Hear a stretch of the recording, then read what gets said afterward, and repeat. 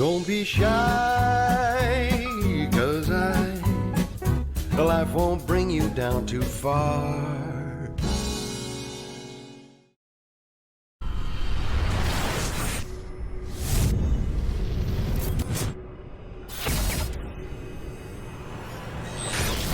This is KUGAN CASSIUS for IFL TV in association with MTK Global.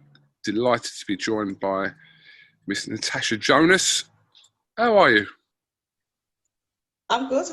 Just come back from a family meal with my nan and a few of my cousins and the baby, so I'm all full. So when you're at a family meal, is everyone talking to you about the fight, or do they just kind of leave you alone for the minute? What do they do? No, we were all right today. We've kind of got over that little bit now today, and we're just talking about other stuff and having laughs about family stuff. Good. Yeah, so it's been 2 or 3 days, obviously, since your quite sensational fight with Terri Harper. Let me ask you, first of all, when you completed your rounds, what did you think? What was your initial gut reaction? Did you think you was going to get it? Yeah, I remember going into going into round 9, and I'd had a good round 8 almost. I know I'd hurt her. And Joe said you're 4 minutes away from being a champion here. You're 4 minutes away. I had a good round 9. And he was like, you're 2 minutes away. You've got 2 minutes. That's all you've got. So at the end of the 2 minutes, I thought I'd had another good round. So I thought I'd won. I don't know what your procedure is with watching fights back, but have you watched any of it back? Do you know what? It's mad because normally I don't. I hate watching myself, but this time I did. I've watched it a good 3-4 times, and like there's rounds where I actually have it probably 3 rounds up, to be honest, watching it back. But you know, that's debatable. So when you say you hate watching yourself, is it because you're overcritical of yourself?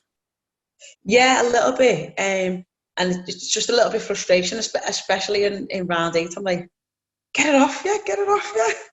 So yeah, I hated doing it since GB. I've always hated it, but obviously I realise sometimes it's something you have to do. But that was something I wanted to watch just so I could form an opinion for myself.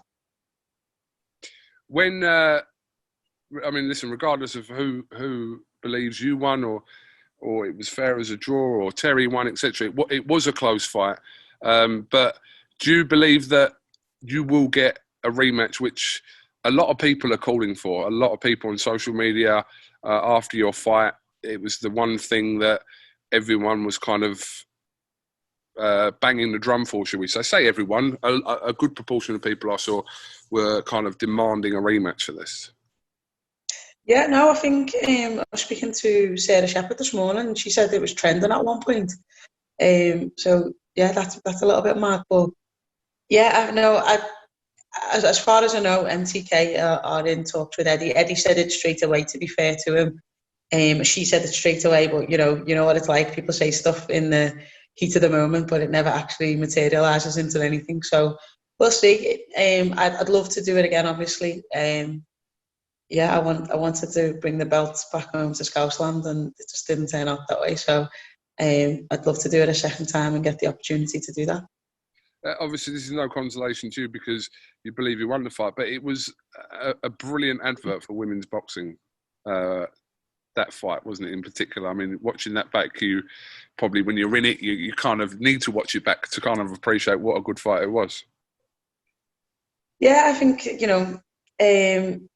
it's one of them things when people say stuff like that, you really don't appreciate it because as an athlete, you're just focused on the result so badly. So it probably won't be until, a bit further down the line, I'll look back and think, no, that was a good occasion to be involved in. It was a good performance and a good showcase. But you don't think that at the time, and I'm pretty sure Terri won't be thinking that either. If those rounds were 3 minutes, would that have hindered you or benefited you? To be honest, I train 3 minutes all the time. It's only when I have a fight date that it gets specific and it gets a bit I'd go to twos further down in camp, but I actually train for Rematch, and I'm like kind of on the fence about it. I'll just do what I'm told. Do you know what I mean? It doesn't bother me either way. I can do 3 minutes, I can do 2 minutes, it doesn't matter. Whatever it is, I can do it. You know, if I get told I need to do it, then you adapt yourself and you do it. So it's no issue. We obviously we spoke on the day of the fight about, you know, people possibly kind of overlooking you ahead of that fight, but I think, you know, it was a reminder. I mean, like I said, people just get a little bit carried away, and still, we spoke about this again about the Albinoff fight, and that was then, this is now, and that was more what you're about on Saturday night, wasn't it? No, do you know what? And I'm glad that, like, now I'm not going to be, you know, my career's not going to be looked upon just from the Albinoff. Now it'll be looked upon like from a slightly different perspective, because the only thing that people wanted to go back was to your worst one. So now they can go back to a better performance. And I knew I had it in me. I just like I said, I just needed to show it. So like I've had that since day one in my locker, but just haven't always got it out. For whatever reason that is, it just didn't materialise for me. But now, like, I'm just happy that, like, people could see that, like, I wasn't just saying stuff. I was in all the press conferences. I was saying, "Oh, she doesn't do anything better than me," and I wasn't trying to be cocky. I wasn't trying to just put it on her toes or just, like, you know, have a bit of banter. I was saying that because I believed it. I genuinely believed it, and like, hopefully, I proved that on Friday. There's nothing that she does that's better than me. I was just about to correct myself because I said Saturday, but it was on Friday, because these shows are like, one's on a Saturday, one's on a Friday. This week's one's on a Friday, so it was a Friday, not a Saturday. Obviously, everyone's always got their opinion about Joe Gallagher, but it seems Joe, well, they do. Everyone loves to talk about Joe Gallagher. It's true. Like, whatever fighter he's got, people like to. I know Joe, we spoke about this as well, how he's so passionate about all the, not just you, but every single fighter he trains, so passionate about all the fighters he trains, but it just seems like Joe's tactics in that fight were absolutely bang on as well. Yeah, Joe is a very, very clever man. Inside boxing, you know, the structure of boxing, the system of boxing, everything, he knows it. He's been around it a long time, and, you know, if you bite to his banter, then you're falling into Joe's hands. Do you know what I mean? So we didn't know what she was going to come with. We didn't know whether she was going to try and put it on me and think that I wouldn't last, or whether she would try and make a point and box me. We didn't know what she was going to do, but we had a sparring partner for every single version of Terri Harper, and I said that and I meant that. Like, if she wanted to come and fight with me, then we had that covered. If she wanted to try and box me and, you know, use her footwork to get away, we had that covered. If she wanted to, you know, box long, we had it covered. We had everything covered, and I genuinely believed that. And we didn't know what she was going to come with, but we did know that whatever she did, we'd have an answer for, and I think that shows as well.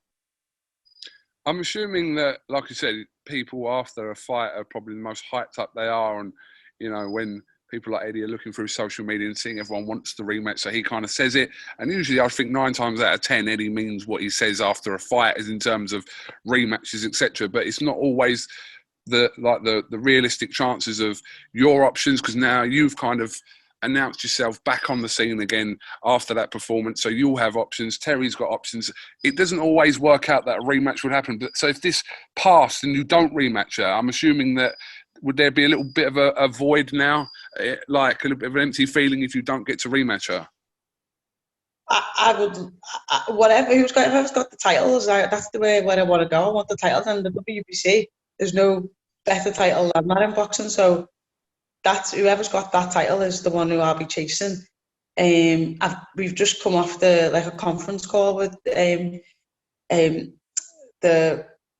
of the WBC, and he said it was such a great fight for women's boxing. Just like they're on a big push at the moment for women's boxing, that, you know, they're going to have a meeting within themselves whether they have to make her mandatories. Do you know what I mean? So that's a very big positive for me, because, you know, I'll be able to fight for the WBC again.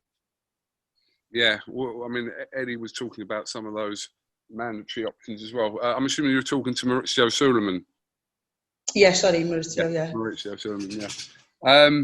Well, like I said, I'm sure everyone that watched that would be in agreement that they'd like to see the fight. Regardless of who they thought won the fight, I think that we'd be in agreement that we all want to watch that fight again. So hopefully Mr. Hearn does make it happen.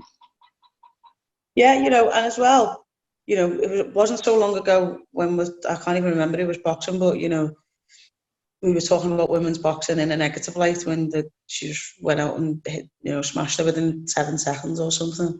So people are talking about women's boxing for all the right reasons right now. So you've got to ride that crest of a wave and keep it going and keep it being positive and, you know, make it into something bigger and make it into what we believe it can be. Just finally, how did you find the whole closed door environment, like the fight itself? Did it make any difference to you not having a crowd there? To be honest, once the bell goes, I don't really hear anything or anyone anyway. But to, you know, be top of the bill, have all the pyrotechnics and everything, that was something different. That was special. I enjoyed that. I'd like to have that a little bit more. But yeah, I mean, you know, being in this boxing game for a long time, and you can be in front of, you know, 10,000 people in Amir Khan's undercard, or you can be in front of 10 people, including your coaches, in a tournament away in the middle of Russia. It doesn't matter. Boxing's boxing. You've still got to get a job done when the bell goes. So the job is still the same. It's just that the surroundings are a little bit different and the timing's a little bit different. The old saying, a ring's a ring. Exactly that. All right, well, listen, I'm going to let you get on. Appreciate your time on this Monday evening. Is it hot up there as it is down here in London? It's not sunny, but it's been warm. It's grey. You look outside. Then again, I've got glasses on all day. It's probably blazing. But no, it's not. It's warm, but it's not sunny.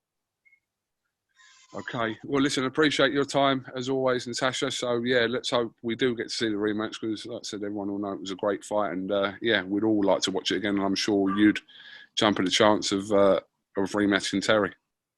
1,000,000%. I'd be stupid not to. KUGAN CASSIUS here with Tasha Jonas for IFL TV. Thank you very much. Thank you. Thanks, Tash, for that. I appreciate it. No problems. Thanks.